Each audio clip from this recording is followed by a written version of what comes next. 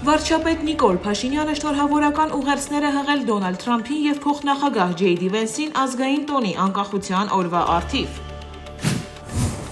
Ռուսաստանը եւ ԱՄՆ-ն պատասխանատու են համաշխարհային անվտանգության համար՝ Պուտին։